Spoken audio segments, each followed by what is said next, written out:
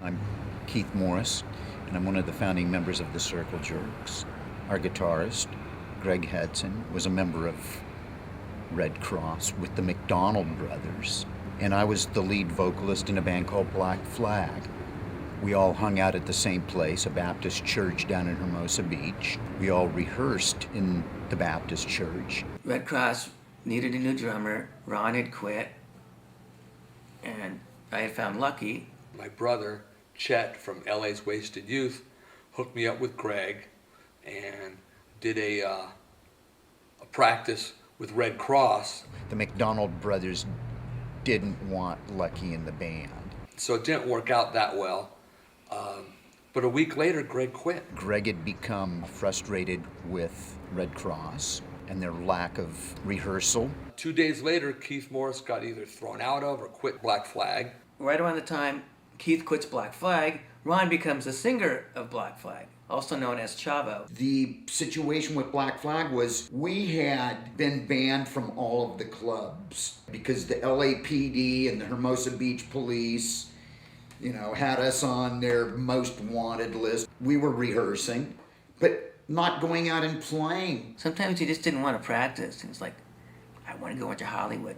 Could you guys give me a ride into Hollywood? I want to go see this gig. That's how I kind of became friends with Keith, by him hopping in my truck and getting him to ditch Black Flag practice. So I'm standing in this hallway in the basement of the church with Greg and Lucky, thinking to myself, well, I'm a vocalist. Lucky's a drummer. Greg's a guitar player. All we need is a bass player and we could be a band.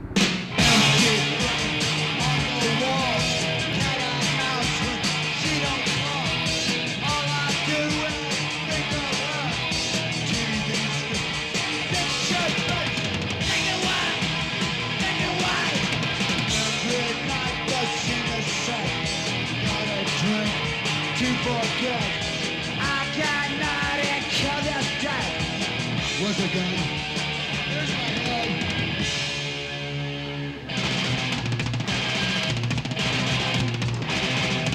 To the Hong Kong, taking that down. Forget a fine up here, getting drunk, getting it. Sky! Sky! Sky! Sky!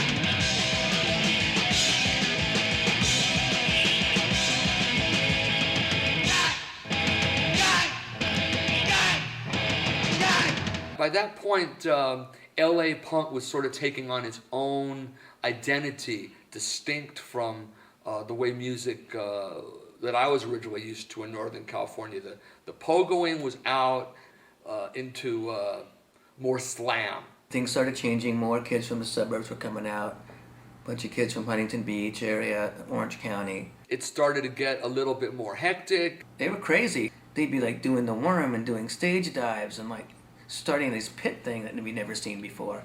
Things were getting faster, things were getting shorter, but you also have to throw into the mix. Things were getting crazier. Gigs went from like being a hall gig, a successful hall gig of 200 or 300 people, to 5 and then 1,000 people, and the shows got bigger and bigger. A lot of skate kids, a lot of surf kids. Reaction to the music was more aggressive.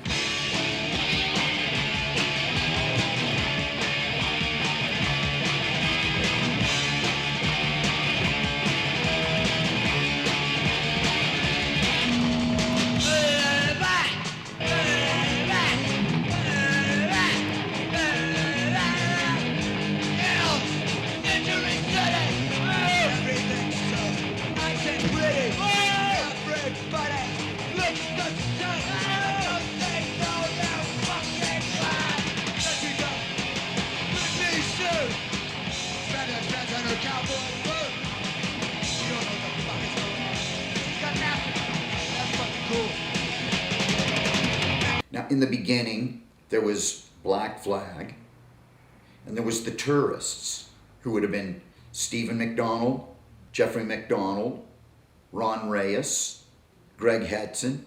Steve was 11 when we first started. He ended up turning 12 early on into the formation of the band. But there really weren't a lot of young kids playing punk rock. Our peers was a band called The Last, the Nolte Brothers. Even though they weren't a punk rock band, They had that energy. Pollywog Park. Okay, that was our first show. The Descendants would eventually come out of the church, but they were kind of a little organism of their own. July 26, 1979, I have here framed this is the little blurb in the local rag, the Easy Reader. Eddie and the Subtitles did not get to play. They were going to headline. And we played, and like, oh, a bunch of cute kids playing kind of like fast music. But when Black Flag came on, all hell broke loose. And people started throwing watermelons and pieces of chicken and beer cans, and it kind of turned into a little riot. We played, everybody hated us, nobody understood what we were doing, because everybody was used to hearing the top 40 bands. They didn't get that style yet. It was too aggressive, too weird. Well, we didn't want to play Led Zeppelin, we didn't want to play Fleetwood Mac, we didn't want to play the Doobie Brothers.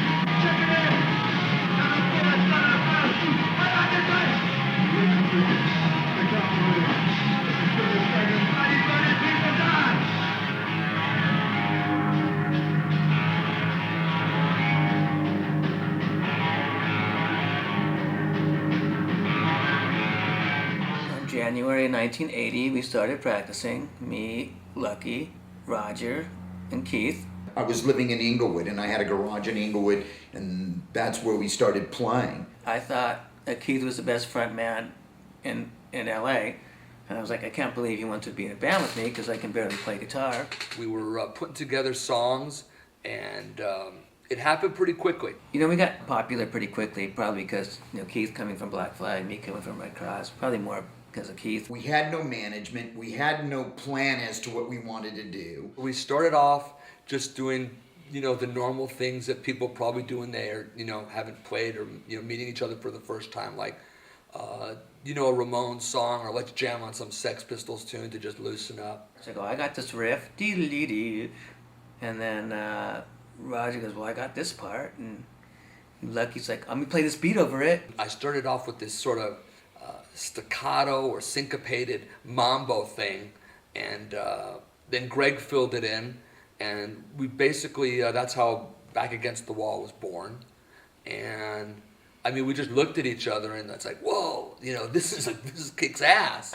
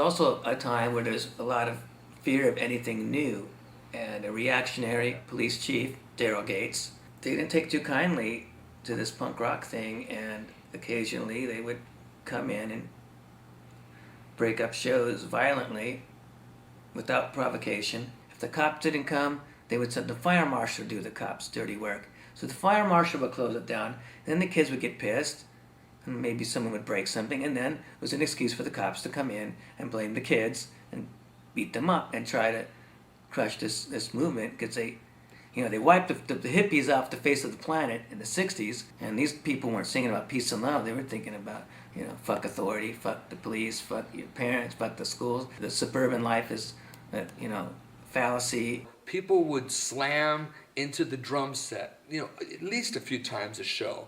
And all of a sudden I'm playing, and all of a sudden it's like, whoa, that cymbal's really close, and whoa, there's the crash cymbal coming down. And I just figured the whole idea was to just keep it going. And It was just wild, crazy, but very exciting times. Everybody had to stay on their toes, even while they were fucked up out of their minds.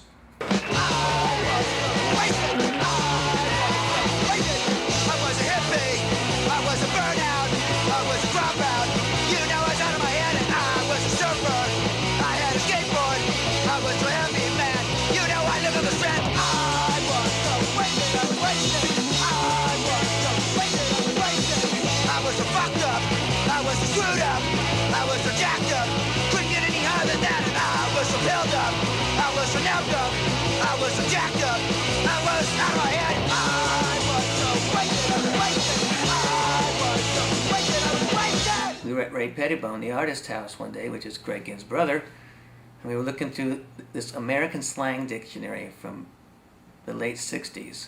We saw Circle Jerk. Roger wouldn't tell his parents for a long time what the name of the band was.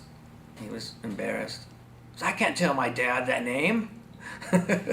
I grew up in a very laid-back, surfer-friendly, tourist-friendly, beachfront community, Hermosa Beach. As open-minded as it was also very conservative. My dad was a member of the city council.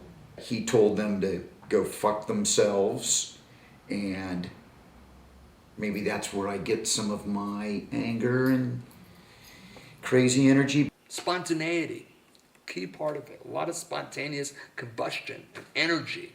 Just go for it kind of attitude. Like, don't just look at it and try to figure it out and try to assess it.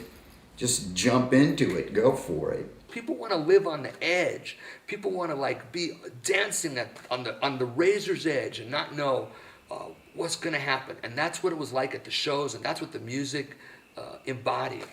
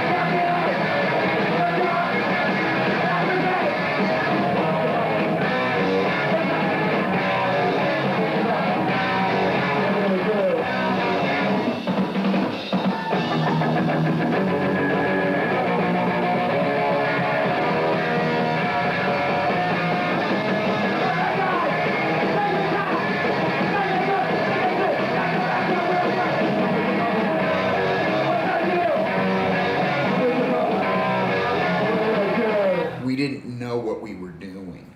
Nobody knew what the hell they were doing back then. We were just making it up as we go along. And they go, we can do that. That's the whole thing about punk rock. Oh, it was the blind leading the blind.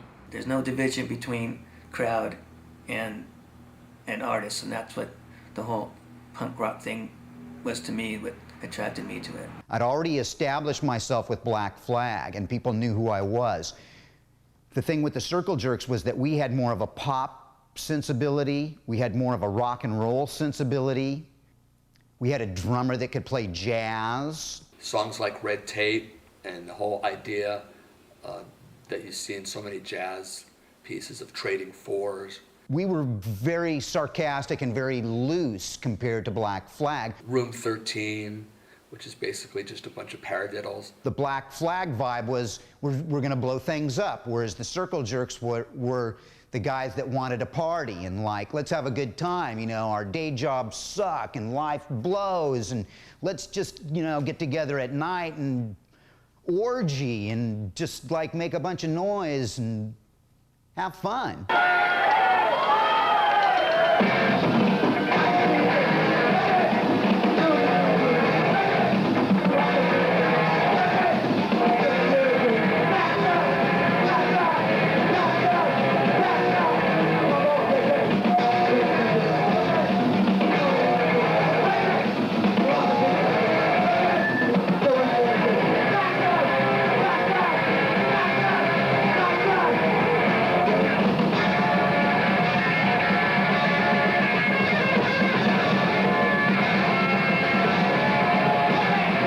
So it was real easy for the Circle Jerks to open for the Alley Cats at the Starwood, and then 2 months later headline the Starwood. It wasn't real rock star, quote unquote. I never thought that that was the ambition of it. You know, now we can play with the adolescents over at the Polish Auditorium on Crenshaw Boulevard and have 1,000 people. This was our first Starwood gig.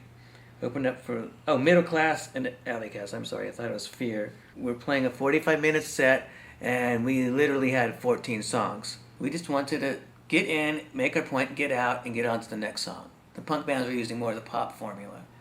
You know, 2.5 minutes, which is great, you know. But we wanted to take it to the next level and play twice as fast, or 4 times as fast, and shorter.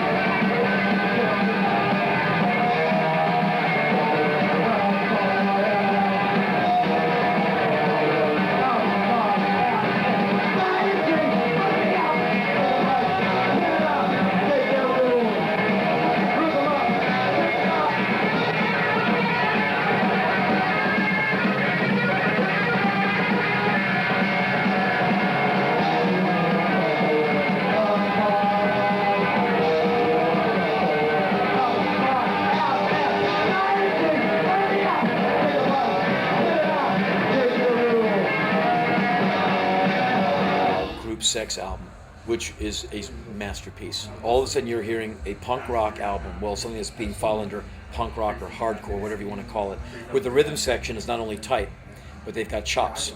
There's articulation, there's swinging. It's like syncopated. We were used to bands that could kind of thrash and smash along. And even the Bad Brains, who were so tight and so great, were not clear. And the Circle Jerks, you could hear every note. You know, I was a hardcore drummer, and that was a big album to, you know, try to play to, and then, you know, play it on 45 and try to play along to it then. It's like, try to get super fast. It was pretty fast already, you know, that was one of the faster records I heard at the time when it came out. That record, no doubt, had a big influence on rhythm sections. I know that Ian Mackay was fascinated by how the Circle Jerks locked up because of that real, because there's so much power in that almost metric building of a riff.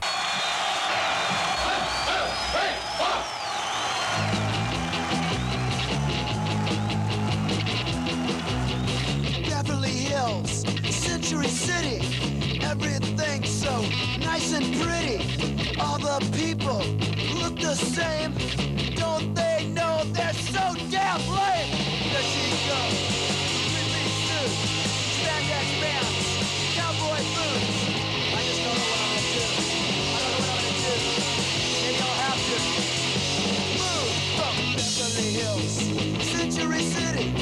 Everything's so nice and pretty, and all the people, they look the same.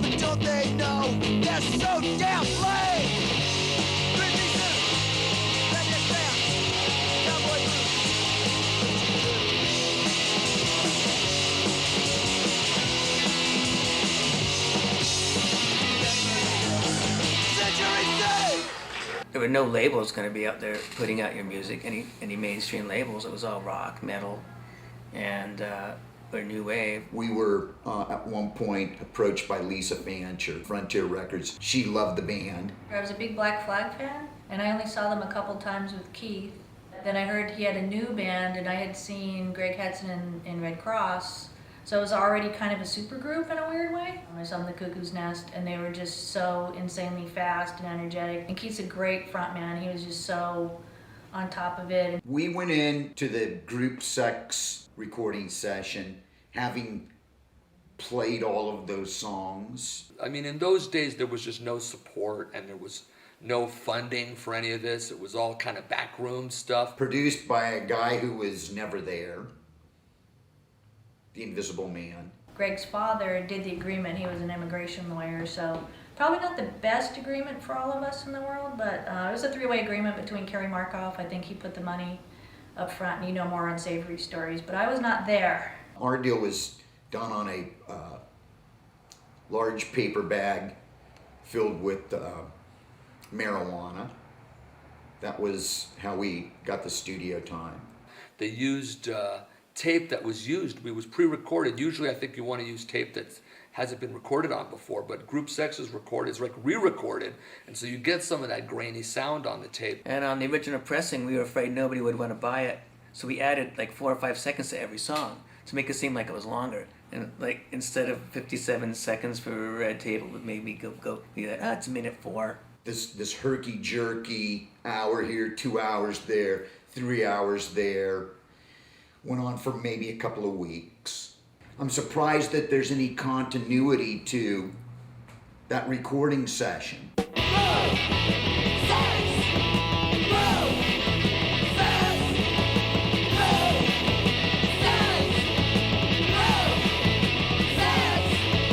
Private swing party Friday and Saturday. Wouldn't it be nice to have a party where the couples are friendly and mellow?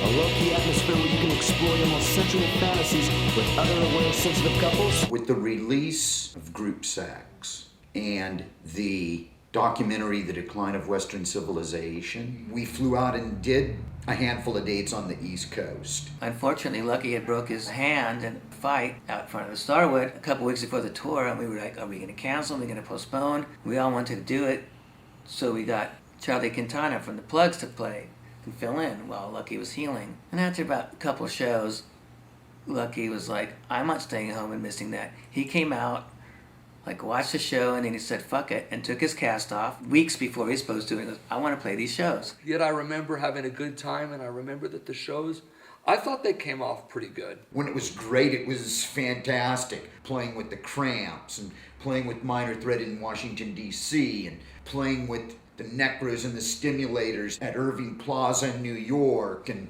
playing for Cheetah Chrome at the Mud Club. Get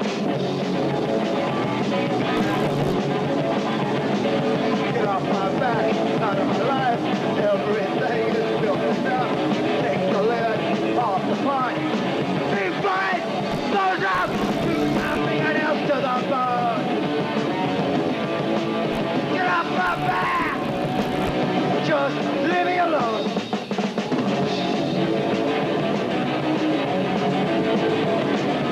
Wake up tomorrow, do it again. Yes, sir.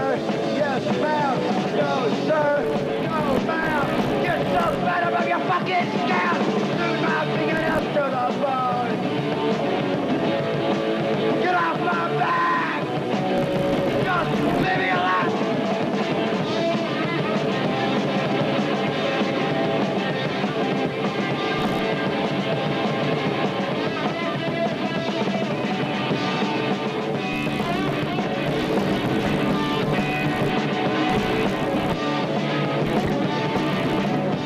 We would collaborate a lot, you know. I'd come up with a verse and chorus, Roger would have a bridge. He'd have 2 parts. I go, what if we had this in there?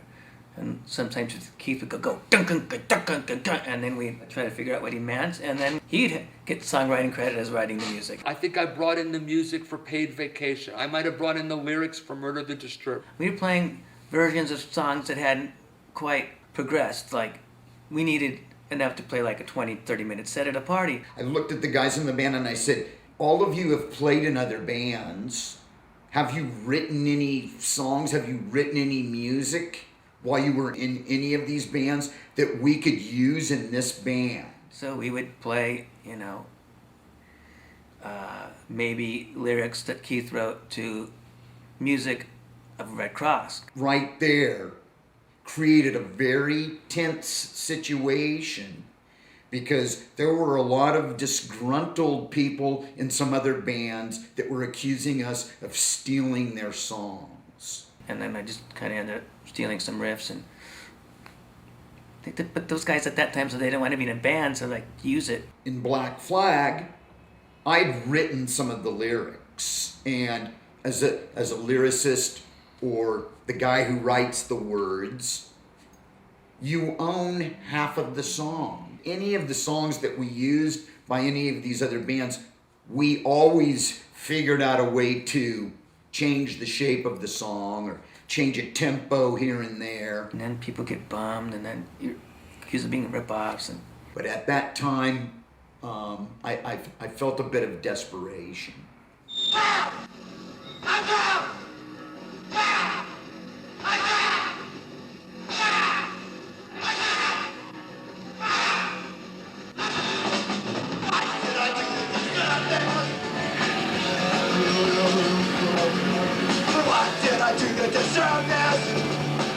Myself into a corner, the windows, doors are loud.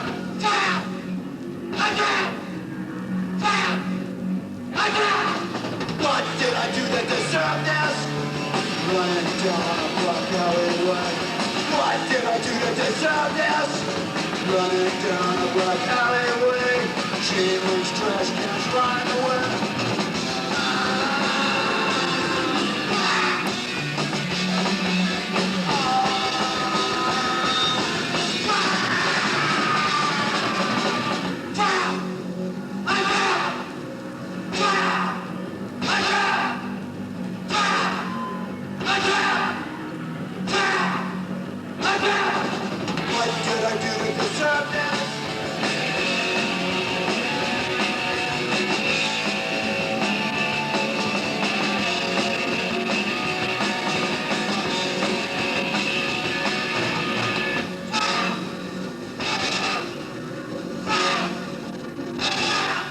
Second album is the sophomore jinx, is what they say, right? The Circle Jerks had signed a deal with a division of IRS Records Called Faulty Products, and it was us and the Dead Kennedys, and I can't remember, DOA was on it, I believe, and it was a step above. For better or worse, we went for a more expensive studio. We can get you a deal at A&M Studios. Oh, great.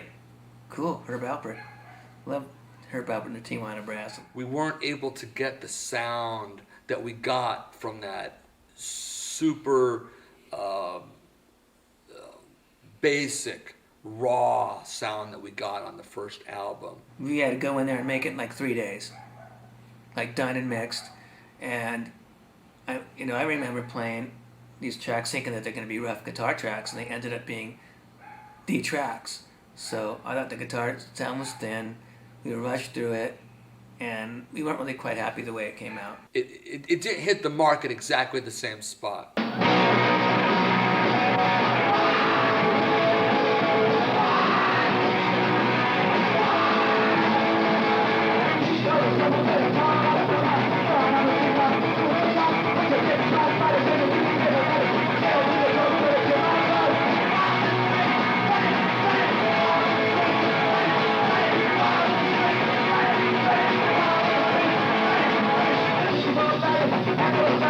Come on,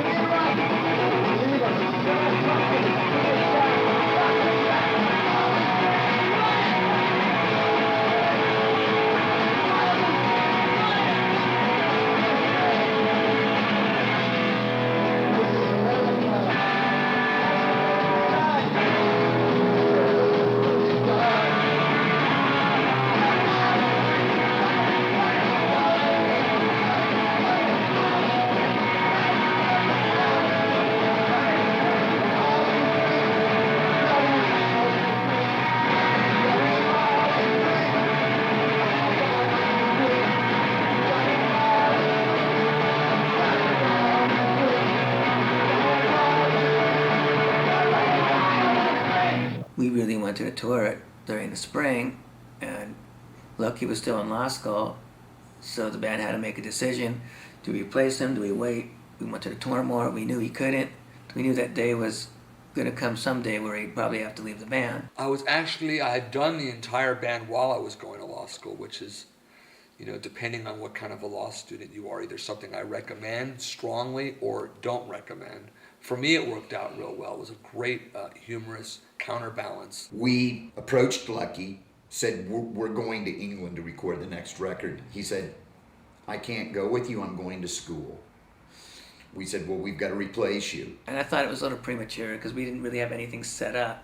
And the situation with England fell through. So I was pretty unhappy, and there was friction. So I had some outside interests, and so I was the first to go. We replaced Lucky with a guy named John Ingram. He was a friend of Roger's from when Roger lived in Kansas City. So now we've replaced a really amazing drummer with just a guy who can play drums. One of his first shows was us headlining the Santa Monica Civic, or co-headlining with the Bad Brains, and, having people chanting, "Where's Lucky? Where is Lucky? Where is Lucky?"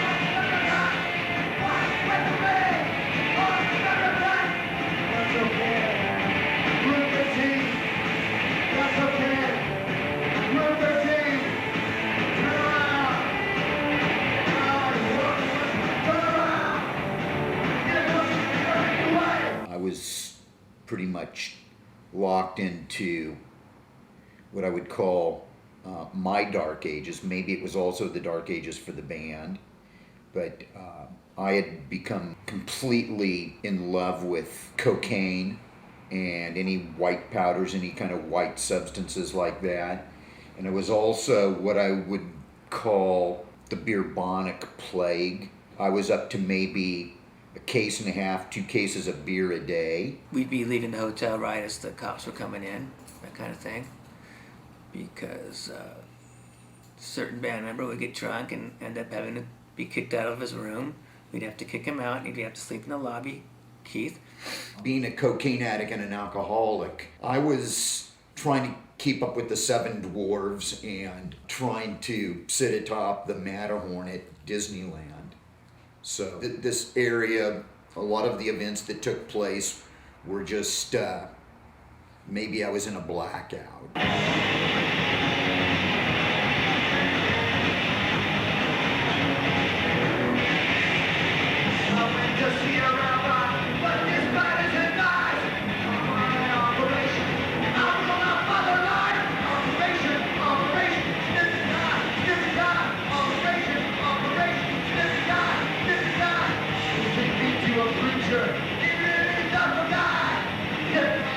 Crazy.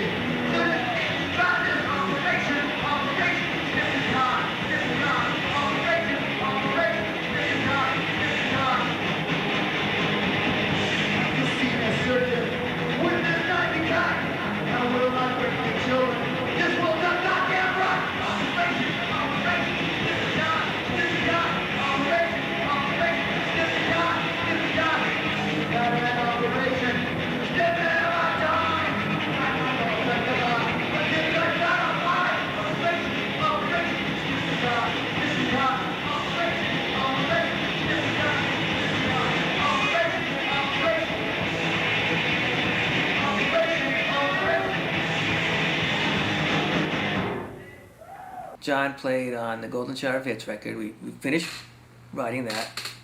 We recorded it. John started playing a bunch of shows around, and he just wasn't cutting it. He was lured out here by Roger. It's like, well, we have this position in this band. We're a really popular band. You can make a lot of money. Chances are you'll buy a house on the top of the Hollywood Hills. You'll be limoed back and forth, and you'll be surrounded by exotic dancers and, you know, whatever other party favors you choose. And it didn't happen. We weren't getting a lot of money to record. Some of us were just barely able to pay our rent. We found out that Chuck Biscuits had just quit Black Flag, and we're like, okay, well, we can't miss this opportunity. Roger moved from bass to guitar. Roger decides, I don't want to play bass anymore. I'm a guitar player. I want to play guitar. And we invited Earl Liberty from Saccharin Trust to play bass with us. I knew Keith. Keith came from the same city I did. I knew his family. They owned a tackle shop right down the street from where I lived. I knew Keith, but I wasn't real good friends with him. But we knew each other from being in the scene, you know. I mean, everybody kind of knew each other back then. So now all of a sudden, we have this really amazing rhythm section. Earl Liberty, Chuck Biscuits. Chuck and I had toured with Saccharin Trust and Black Flag. We had a pretty good rapport, and I absolutely thought he was probably one of the most hardcore, most energetic drummers I had ever heard.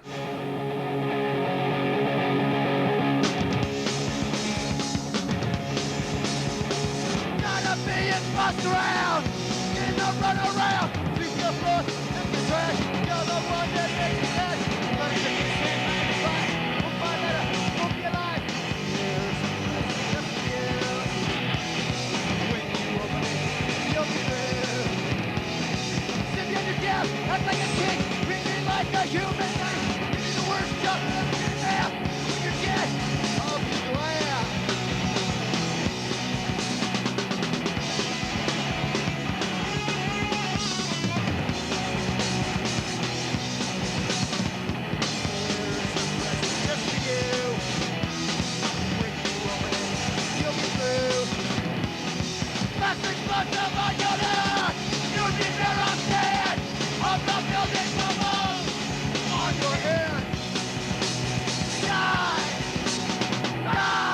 Roger, as an amazing musician he is, pulled off bass player being wasted or whatever he was on, could not play guitar drunk or high on anything else. Somewhere in this period, Roger overdoses, and we have a tour coming up. So we go out, he joins us for some shows. He's really frail, he can barely walk.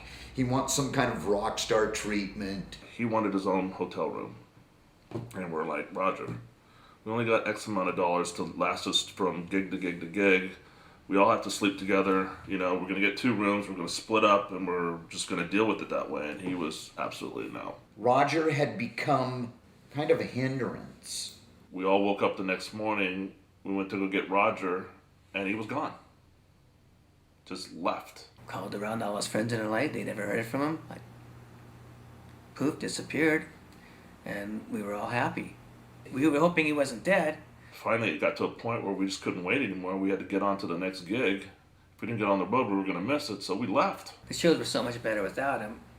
And we're like, we don't want him back. What do? We felt bad. We didn't kick him out. He was an original guy, really integral part, but his partying was affecting the band. I mean, worse than anything that Keith was doing with his drinking or whatever. You're not pushing the sound up. You're not making us sound any fuller. We had this management company at the time. It kind of distracted him and got him to start working in another direction and writing songs with Jimmy McNichol, who was a former pop teen idol. So your services are no longer necessary.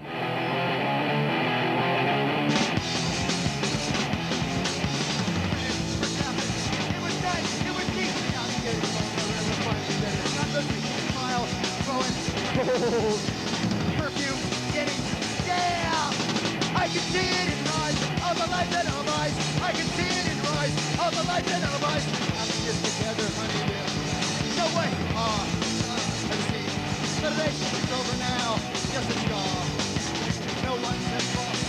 What's wrong? I can see it in your eyes. All the lights and all the lights. I can see it in your eyes. All the lights and all the lights. That one was a really powerful lineup, with the force, the way Chuck plays drums, with sticks as big as tree trunks, and Earl being like 6'5", and he'd take out his false teeth when he played, and he had these teeth. He had gotten in a lot of trouble with the cops. They chased him. He was an innocent bystander and got his teeth broken out because of the police. Rob Holtzman, who used to play with Suck and Trust, he used to call me Earl because I used to play basketball, and he used to call me Earl the Pearl. We were practicing down in San Pedro at the Star Theater one night, and actually the Minutemen and Black Flag both walked in at the same time, and D. Boone looks up at me and goes, "God damn, you're tall." He goes, "You're like the Statue of Liberty." He goes, "That should be your name, Earl Liberty."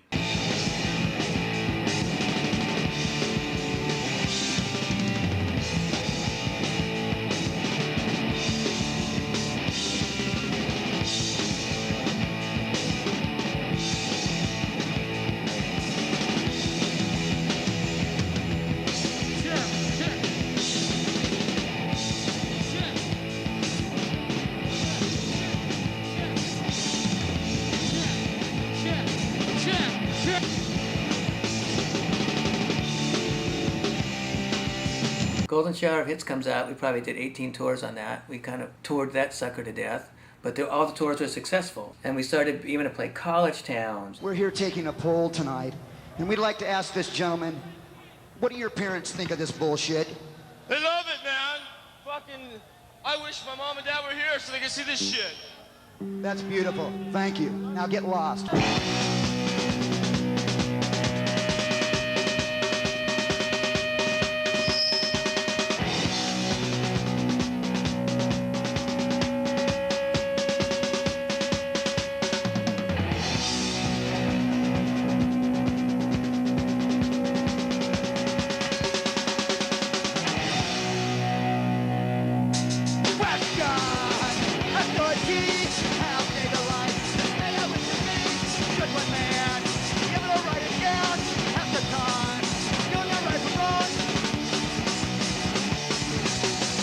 The whole new batch of energy.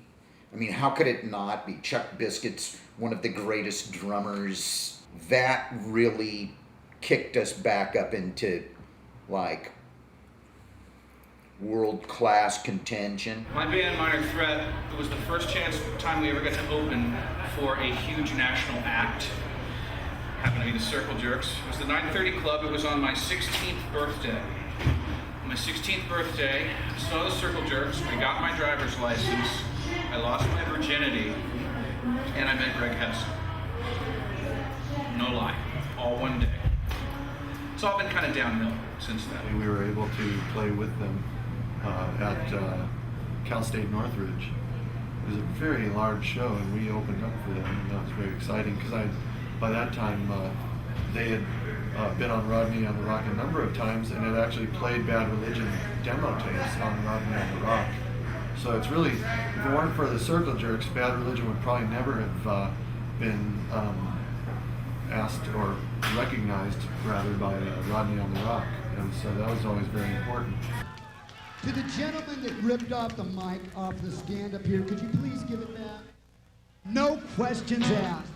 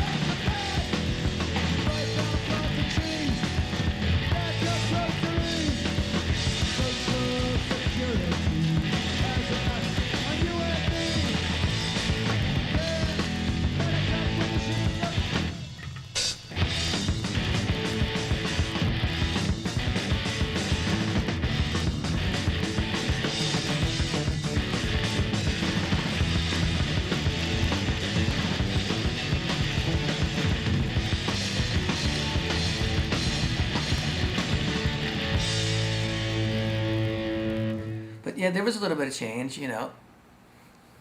Songs like Even When the Shit Hits the Fan, it's more like a Who song. It was more in response to Should I Stay or Should I Go? I'm like, oh, that's cool. I like that open chordy thing. I want to write a song kind of like that. The only recording that we have with Chuck Biscuits, and this is insanely ironic, is a track that we did for the Repo Man soundtrack where Greg Hudson, Earl Liberty, and Chuck Biscuits all played acoustic guitars accompanied by a drum machine.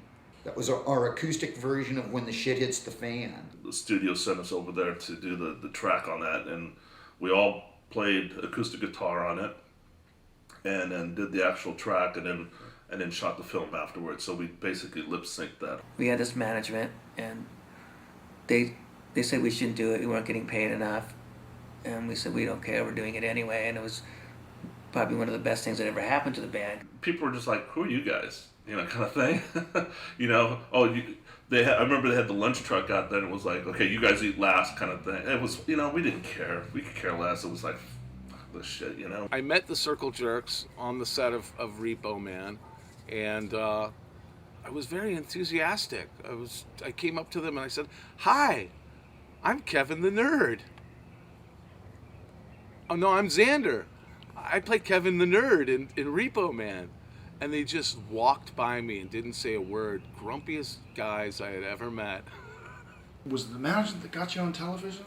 Yeah, they got us on this show called Rock Palace on NBC. Keith came out in, I believe, a Michael Jackson outfit, so he had the uniform with the glitter glove, and it was around that time when Michael Jackson had that album come out, so it was kind of mocking him a little bit.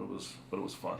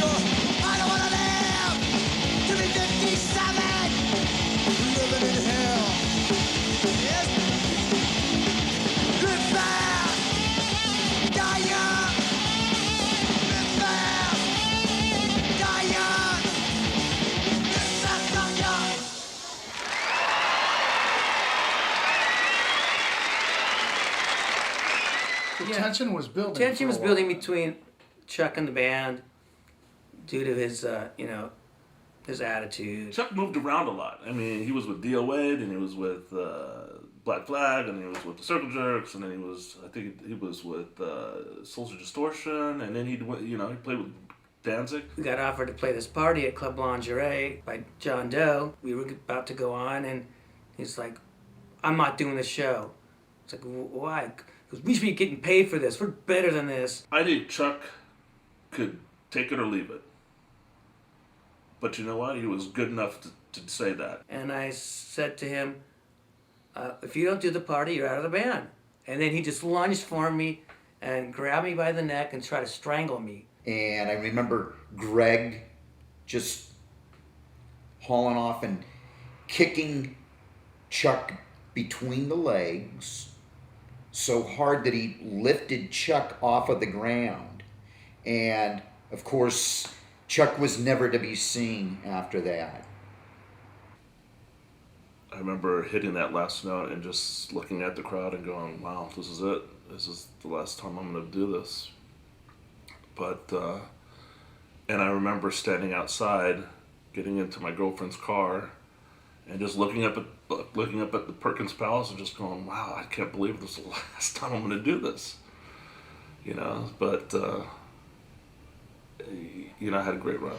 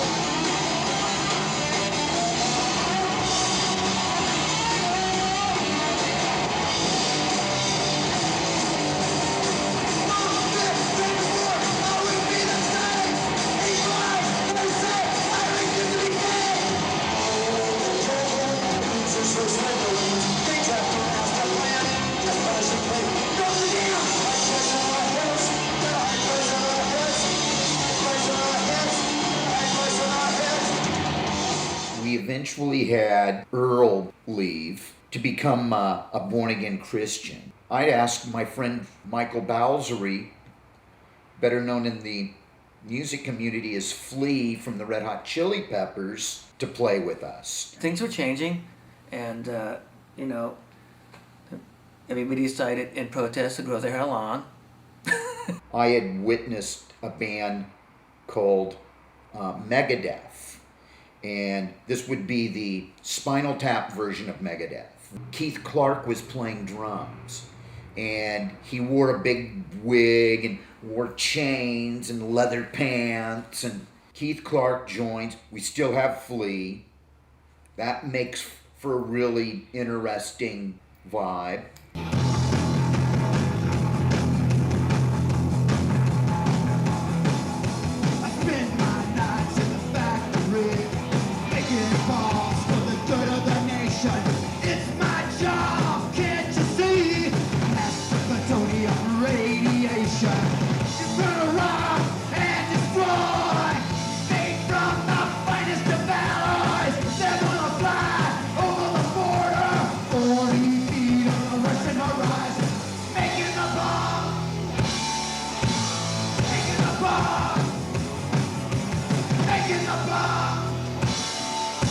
So the fundamental rule of punk rock bass playing is something we call the downstroke derby, where all downstrokes like that.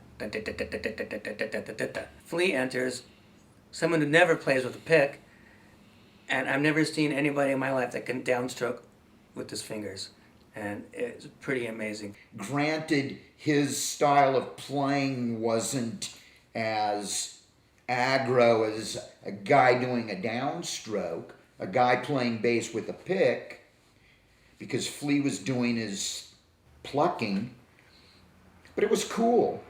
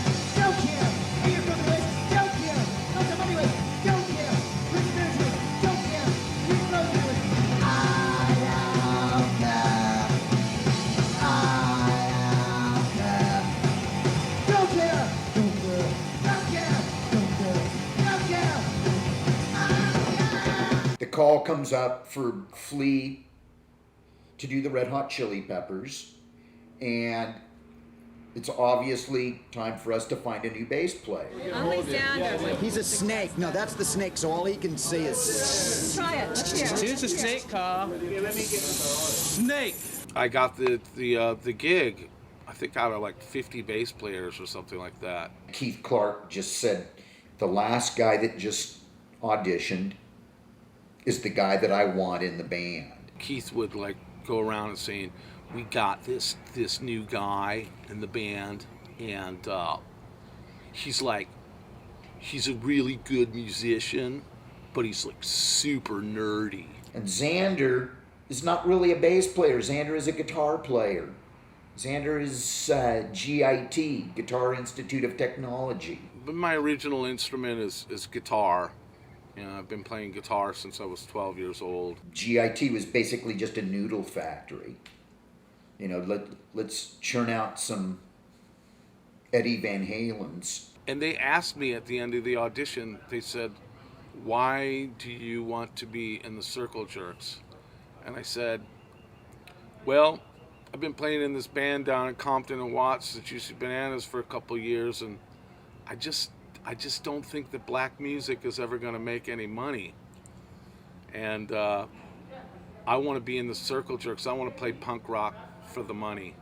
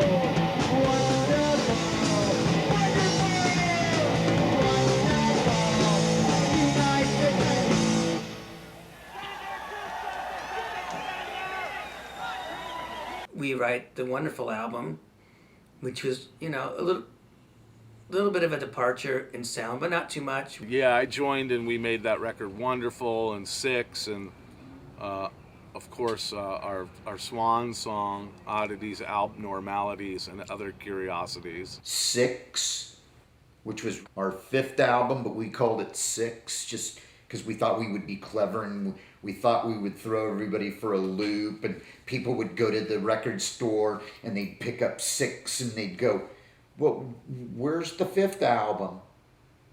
Keith Clark would bring a guitar on the road, and I would bring a guitar on the road, and you know, we were roommates, so it naturally kind of occurred that we would kind of be up jamming. Greg would chip in here and there. I'd toss in a line here or there, or write a set of lyrics, and the Circle Jerks had almost become Keith Clark and Xander's band. I wouldn't say that it was solely me and Keith Clark that wrote songs. I can remember sitting in Dog Shit Park with Keith Morris and writing songs across from his apartment there on like Selma and Franklin. For everybody everywhere, this is called The Crowd.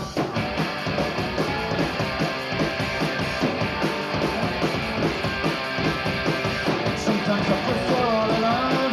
So many people, it's all a state of mind for me. Every once in a while, they all fight by what is true. It's all been spoken, it's a matter of what they want for them. It's bringing up you all like what I have to say. You all like what I have to say. Anyway, let your people know. All the world must live here.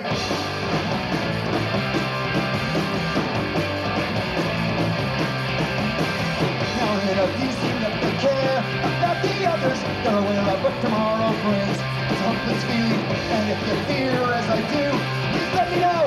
We can tell all the rest. Maybe they might find you won't like what I have to say. You won't like what I have to say. Anyways, let your people know. All the world must live here.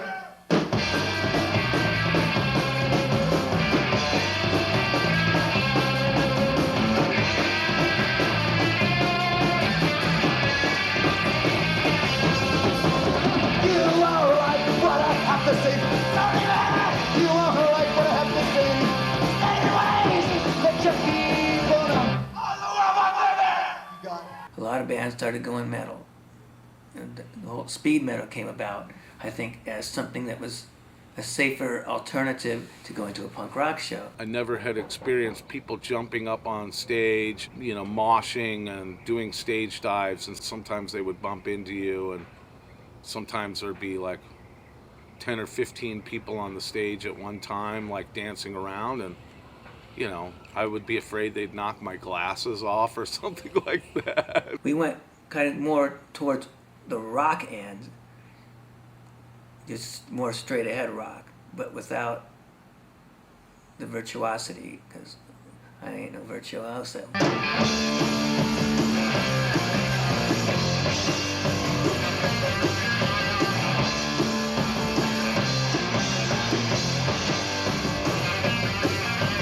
Japanese buying up our guitars, and they are each's driving cars. Hondas, Toyotas, Subarus. Got 'em, beat 'em, got a lot to lose. Fingers, Gibson, stack 'em high, stack 'em up against the sky. Speakers, blasting the fans, make 'em wish they didn't buy. It's an American heavy metal weekend.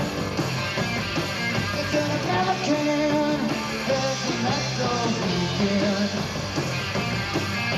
The English sure will give them a break with a high watts and a Marshall. Made here, make no mistake, always real, never fake. Platform boots from the air, gotta raise the scare. Metal riches and the layers, US made, buyer beware. It's an American heavy metal weekend. An American heavy metal weekend.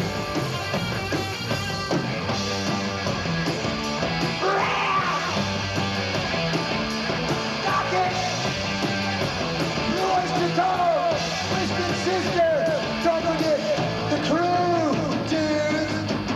It went from like almost overnight punk rock scene to this glam metal scene, like polar opposites, where people wanted to not be rock stars. Everybody wanted to be a rock star. I wish I would have bought stock in Aquanet back then. I went down to Nicaragua to do Alex's film Walker during the Civil War down there. I came back from Nicaragua to go on tour, a national tour with the Circle Jerks, and I got a call from Joe Strummer saying, "Hey man," he was like, "I want you to come to Russian Hill up in San Francisco and bring your Spanish guitars." I quit the Circle Jerks and joined up full time with Joe Strummer. Keith Clark managed to bring in a couple of other bass players. A guy named Ted Pittman, who we called Piddles. So we got Doug Carrion from Dag Nasty and Descendants to fill in on a tour. We had Chris Poland, who was one of the guitar players in Megadeth, the Capitol Dave Mustaine Megadeth. So now there's this weird tie-in.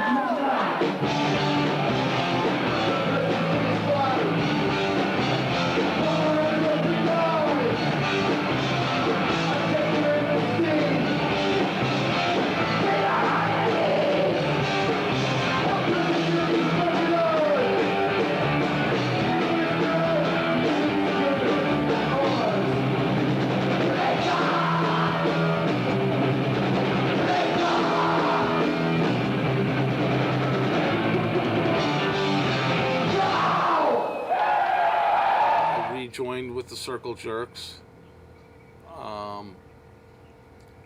and found myself at 125 pounds, strung out, locked in my apartment, seeing ghosts, and kind of losing my mind.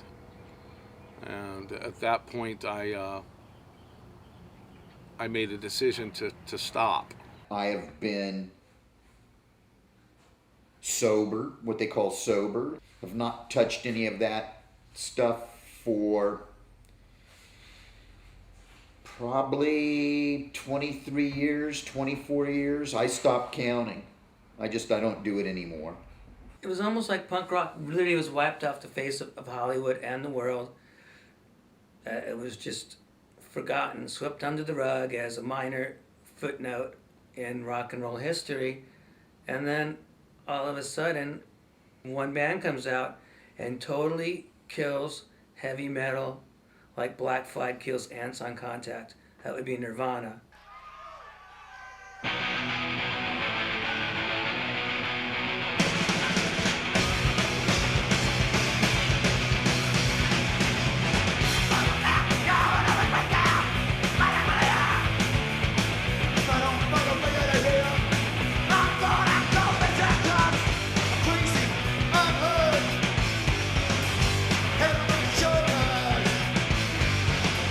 Going by side.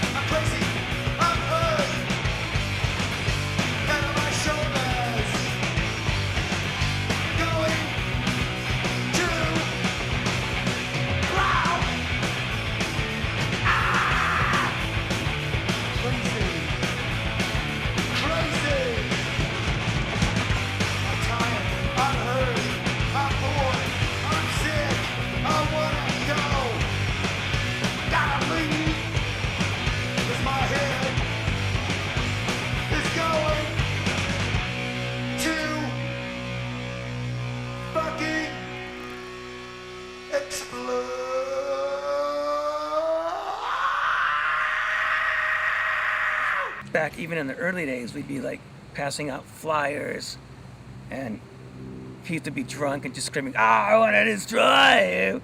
Like, you know, throwing shit at people in the streets of Hollywood and the South Bay, Orange County. And it's like, what is that? And he goes, oh, it's a song. So, you know, 20 years later, we get around to recording it. Circle Jerks signed with Mercury Records, and that was pretty much a disastrous situation for us. Sweet and sunshiny singer Debbie Gibson hadn't been dating the guy who produced the new album by the long-running California punk band The Circle Jerks. The two parties surely would never have met. As it happened, though, they not only met, but Gibson wound up doing backing vocals on one track of the album, a cover of an old Soft Boys tune called I Want to Destroy You.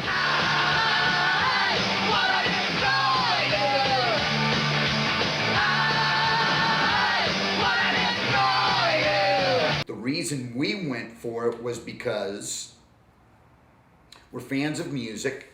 We listen to a lot of these bands. We've been purchasing records and singles and cassettes and reel-to-reel and 8-tracks and singles and whatever all these years from all these different labels, and we just figured, hey, why not us?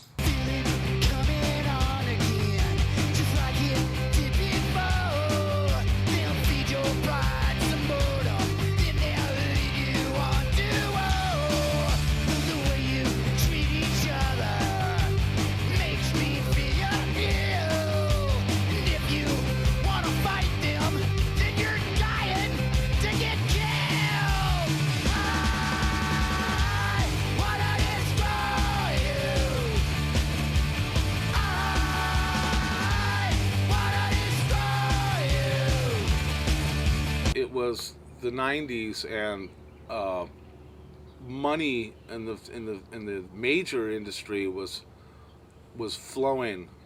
I mean, it was like a gold rush back then. There's all these millions and millions and millions and millions of dollars being tossed around to all of these bands, and we get a call from Roger Rogerson. Basically, he was driving a truck in Idaho and had this epiphany that he wanted to come back to LA and be a rock star. This was the year that, I believe that it might have been the year that punk broke. He had, I remember, long pork chop sideburns, and in some ways it was the old Roger, and in some ways it was kind of like a Frankenstein. All of a sudden there's this band called Green Day, and Green Day has this album called Dookie that sells a zillion records. He was actually super intense, kind of manic, calling everyone on the phone, we've got to get back together. It's our time, we get, and say, okay, right, well, maybe he's right. I mean, he sounded delusional, but, you know, maybe he was right. The original Circle Jerks were going to get back together. We were going to write some songs, we were going to record some songs, we were going to pass out our demo, we were going to get millions and millions of dollars, and we were going to be as big as Nirvana. I said, let's all get together just for fun and do another jam session like the old days. And it was all set and everybody showed up, and it was like, well, where's Roger? An hour goes by and 2 hours go by, and it's like, well, this is really weird. This was the guy that was calling. This was the guy that wanted to do this. It's like, oh, typical Roger, doesn't show up. And we get a call the next day from somebody, like a roommate is, saying that he, you know, took a lethal dose of 2 different types of drugs and was dead. Apparently he just mixed himself up a really juicy combo platter of see you later. That was it for Roger. Done. Like Tuinol, Valium, Coke. And it was just like he called to say, hey, checking in to say, hey, now I'm going, see you later.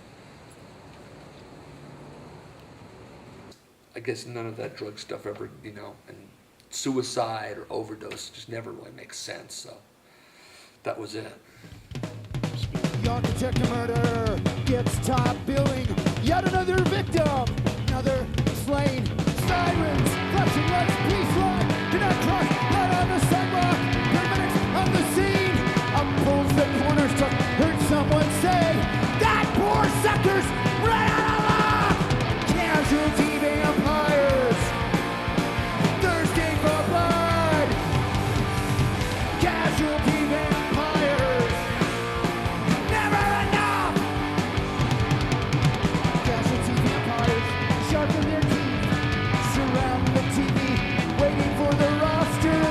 casualties, jet crash, newscast, toss up disasters. How many were lost? Casualty vampires, see nothing but red. Casualty vampires in all of our heads.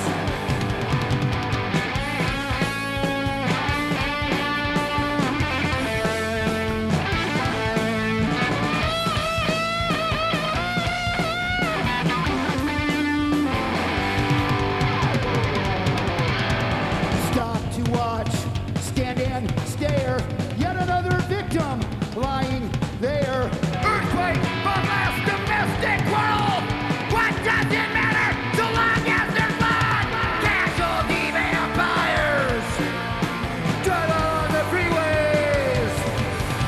Casualty vampires drive right by. Casualty vampires look at all the wrecks. Casualty vampires craning their necks.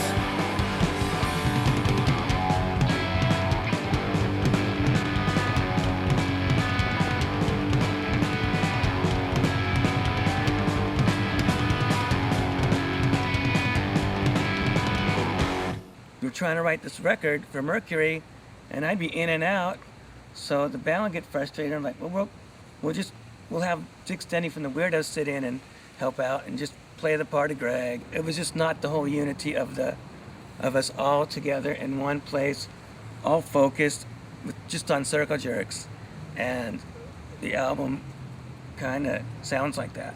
The Circle Jerks made an album that probably shouldn't have been made for a major label.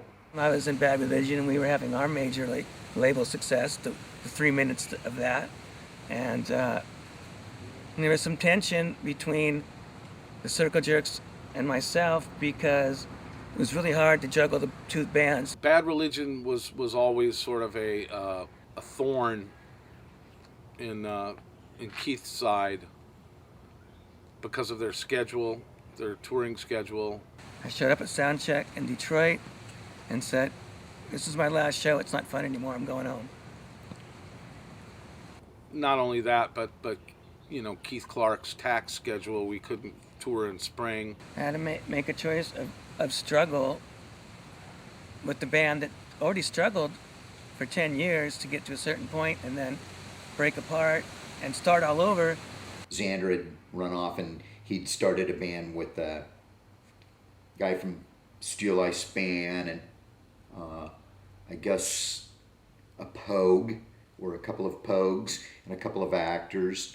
They got signed to a major label. And I felt guilty. I felt I had let some of my best friends of all times, people I've known for all my young teenhood and adult life, down. You know, when you're around people for as long as we've been around each other, all sorts of resentments start to pop up, and it's just not healthy.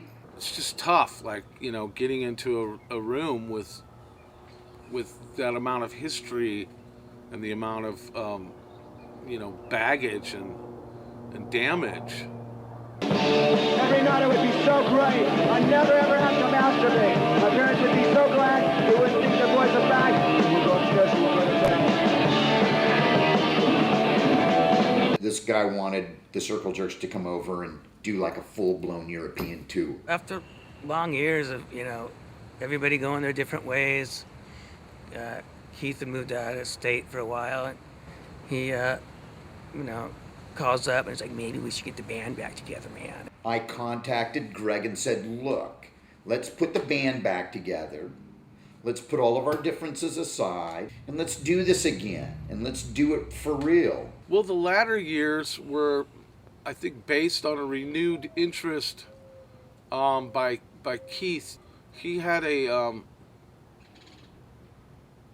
sort of renewed lust for life after getting diabetes and getting sick. I was in the process of leaving this earth and, you know, going to another planet, you know, jumping on a flying saucer or whatever, going someplace else. It's no wonder that he would start to appreciate the things in his life a little bit more and want to do things.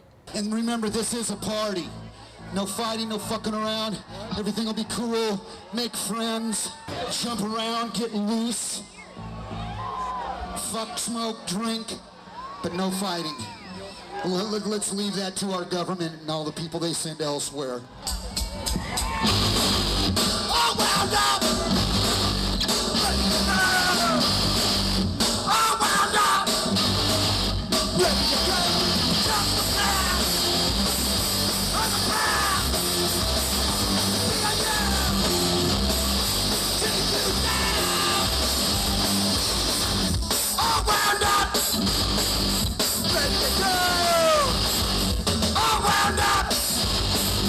Ready to go! Bring your brother! Ring the bell! Watch him go! Like a ballad!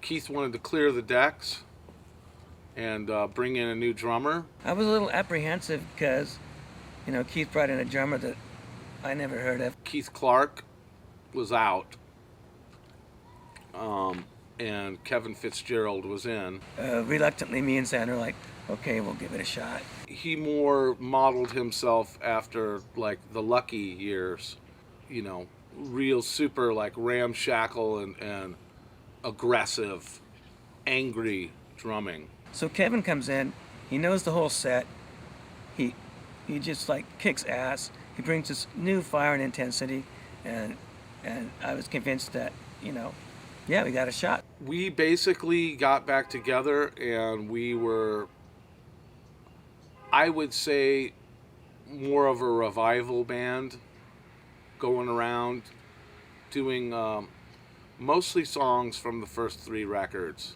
We've been fortunate enough to be able to get away with doing that year after year after year because we built a really great fan base.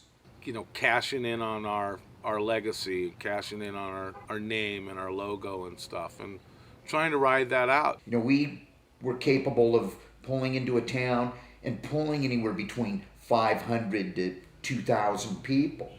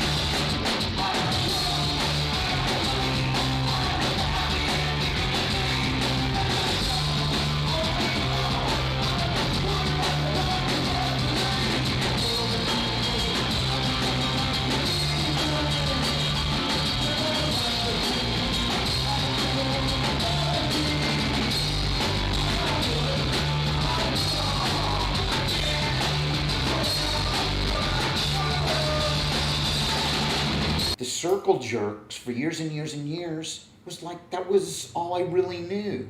Granted, we weren't one of these overly creative bands. I didn't particularly enjoy the fact that we weren't producing new material. It took a lot of prodding and a lot of people pushing us and telling us what to do to get to the point where we would record a record, and we were close to recording our first record in like 14 years. With this guy, Dimitri, sort of as an intermediary. I think Keith is one of the best, if not the best, punk rock singer frontman ever, but I think he's a little insecure. And every time it came to writing and recording, he would freak. Thinking to myself, well, what are we? Faith Hill? Has it gotten to the point where we need outside writers to come in and write a Circle Jerks record for us? We were actually being creative. We had somebody that was cracking the whip. We had somebody that said, okay, here's your schedule. We have to have this done because one of the other guys is going off for 3 months with one of the other bands that he plays in. Maybe there was still that animosity. Maybe somewhere everybody knew deep down inside of their head that it couldn't be full time because I still was in Bad Religion. That instead of going in and writing lyrics to the music that the Circle Jerks had come up with, Dimitri and Keith wrote an off record. It was really frustrating, especially for me. Keith, I think everybody was frustrated, all for different reasons. Dimitri was fired as our handler and producer, and Keith was very, very upset. And when they fired him, they fired any of my wanting to make a Circle Jerks record. It went right out the window. I know Keith always, somewhere, he always wanted to do something of his own. I think that was eating at him for years. I have a new band with Stephen McDonald. This is very ironic, but it's also very full circle. See, we've gone back to the church. We've gone back to the basement in the church. He's happy doing what he's doing. He's supportive of me doing what I'm doing, and that I should continue to do what I'm doing, and not wait for the Circle Jerks to do anything. No shows, no new record.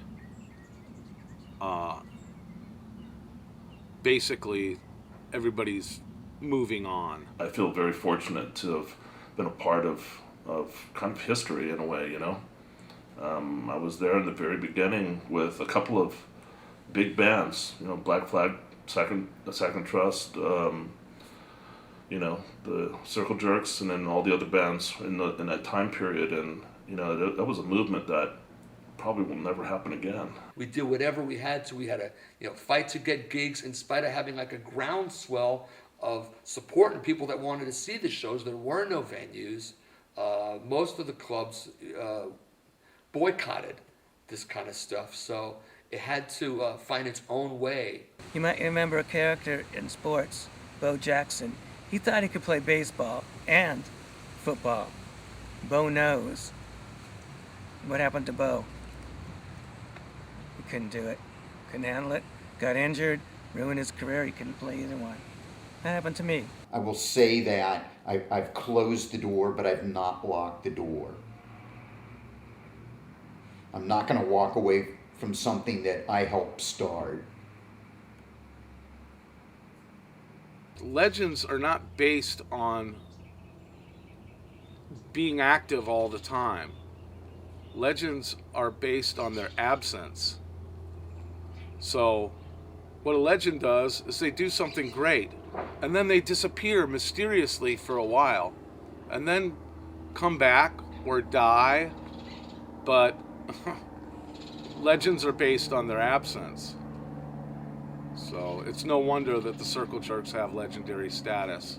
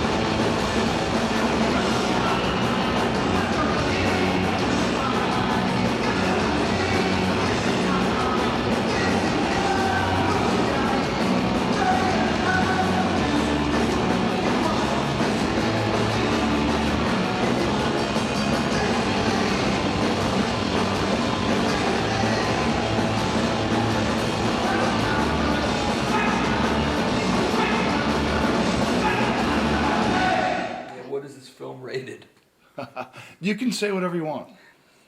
Actually, my first question to you was have a seat, make yourself comfortable. Yeah. How long have you been a drummer? Are you recording?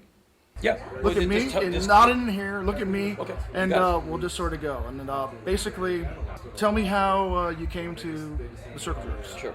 In the summer of 1980, I was roadieing for the Teen Idols. We went from Washington, D.C. all the way out to California. They had shows in Los Angeles and San Francisco.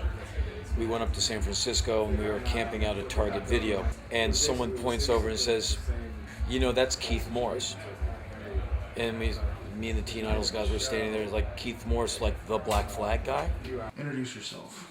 Well, my name's Mark Vidal, aliasly known as Earl Liberty. I mean, LA was the same. It just was.